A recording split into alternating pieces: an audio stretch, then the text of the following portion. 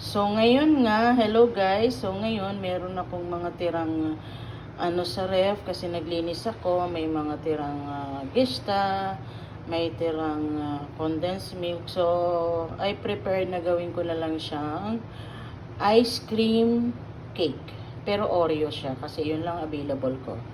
So, let's start para maubos na to at saka at least makain din nila mamaya. So, let's start. Meron akong natirang kalahating gesta dyan. Tapos yung cream, na whipped cream, kalahating box yata yun. Ayan, pinagsama ko na siya. So, dadagdagan lang natin siya ng isa pang gesta. Yan. At, lalagyan natin ng konting caramel para mag-sticky siya. Konti lang. At yung ating condense, kasi na-open na to, so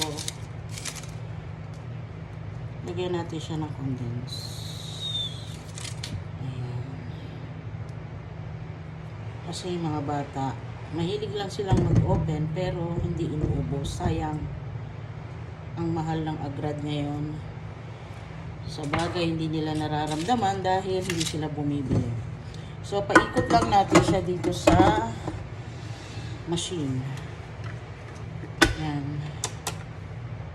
Hindi pa pala siya nakasaksak. So, paikot lang natin. Yan. High speed tayo. High speed.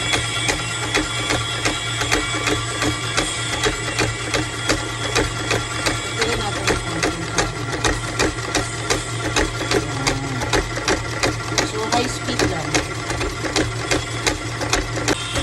Meron din silang tirang lotus na I think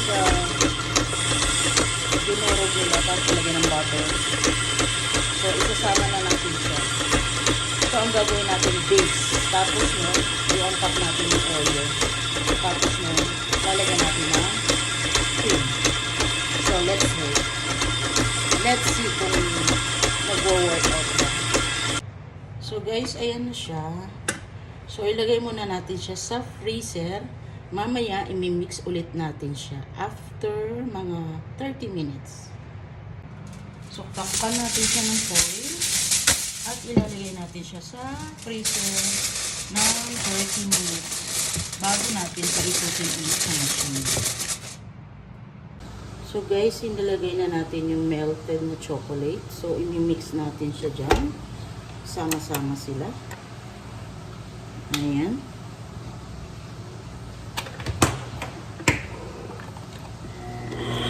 Ayan. Hanggang sama-sama ko. At yan, ito-toppings natin doon sa base na nilagay natin na lotus biscuit. Ayan.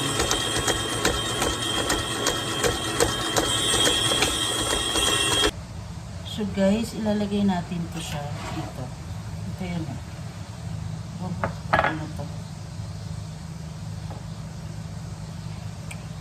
Ilagay natin siya ganyan.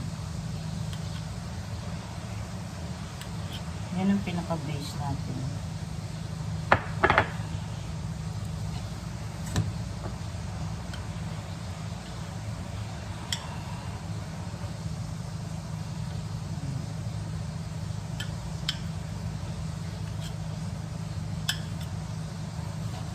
Siguro makakagawa tayo ng tatlo.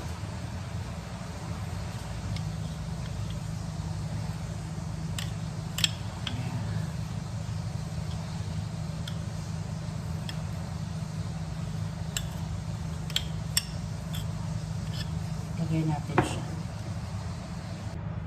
Lalagay natin yung dinurog na Oreo sa ibabaw.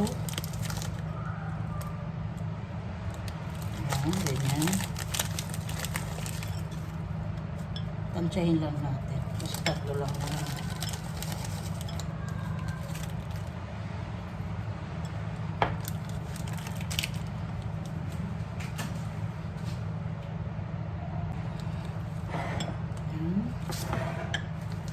Lagyan natin.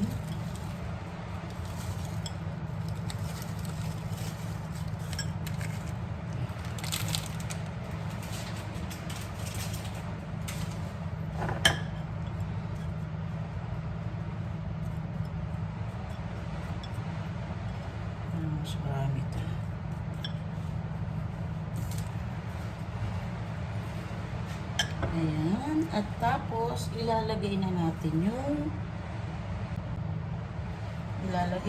siya sa ibabaw. Ganyan.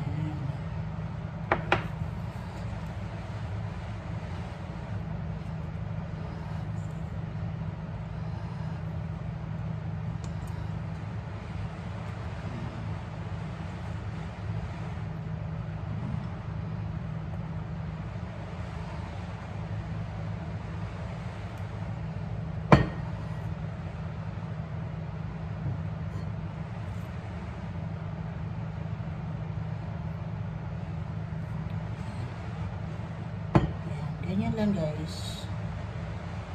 Tapos, lalagyan lang natin siya ng walnut sa ibabaw. Para may design naman siya.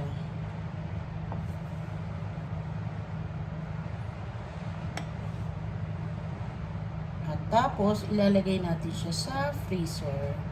Mamaya natin siya isa-serve sa kanila pagka medyo ano na sila, yung magcha-chai gawa. Yan. So, lalagyan natin ng walnut. So, guys, lalagyan natin siya ng walnut sa ibabaw.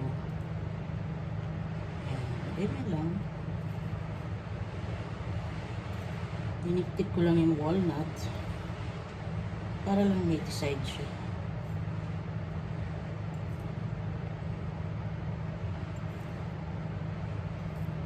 Ayan.